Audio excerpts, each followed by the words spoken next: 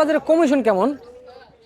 আলুর বাজার কমিশন আমাদের কমিশন না, আপনাদের কমিশন আমাদের কেজি প্রতি 1 টাকা কমিশন। 1 টাকা কমিশন। আর পেঁয়াজের বাজারে পেঁয়াজের কেজি প্রতি 1 টাকা কমিশন। 1 টাকা 1 কমিশন। টাকা কমিশন। এই যে মুড়ি কাটা পেঁয়াজ আমদানি হয়েছে, এগুলো কোন জায়গা থেকে হয়েছে? আসসালামু আলাইকুম প্রিয় দর্শক, কেমন আছেন? আশা করছি সকলে ভালো আছেন। ঢাকা সাদেক খান কৃষি মার্কেট থেকে আপনাদের সাথে আমি রয়েছি সাব্বির খান।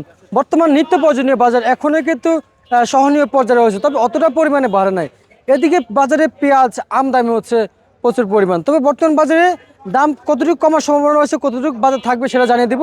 নতুন আলুর বাজার কেমন রয়েছে, সঙ্গে থাকেন, সরাসরি কথা বলবো ব্যবসায়ীদের সাথে।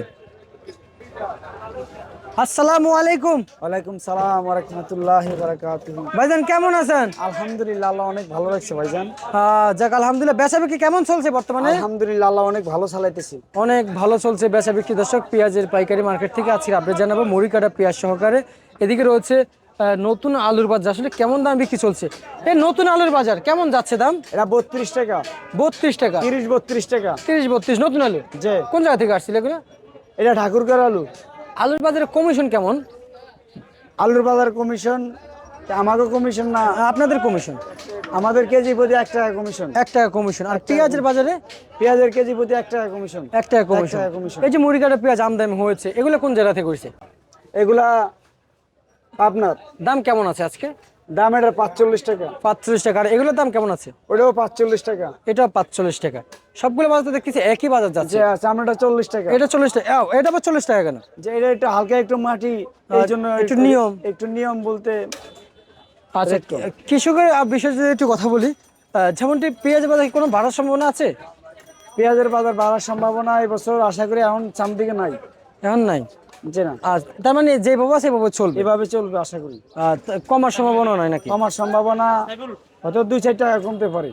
ওটা তো হচ্ছে আমদানির উপর ডিপেন্ড করে কমে যাচ্ছে। 40-এর ভিতরে থাকাটা সম্ভব।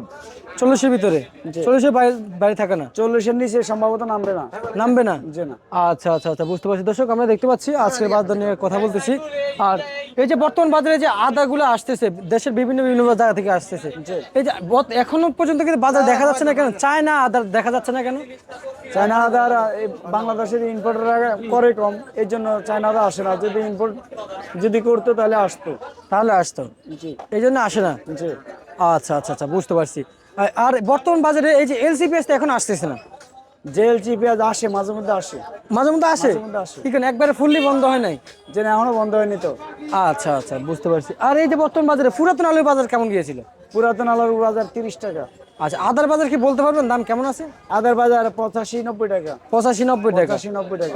মানে এমনিতে বস্তা কাটা নিলে 85, পাল্লা নিলে 90 টাকা। পাল্লা নিলে 95-100 টাকা। এবার পরে। জি। আচ্ছা, বুঝতে পারছি। ঠিক আছে, আপনাকে অসংখ্য অসংখ্য ধন্যবাদ। দর্শক, এ ছিল আমার কাছে আজকে সর্বশেষ পেঁয়াজের আপডেট।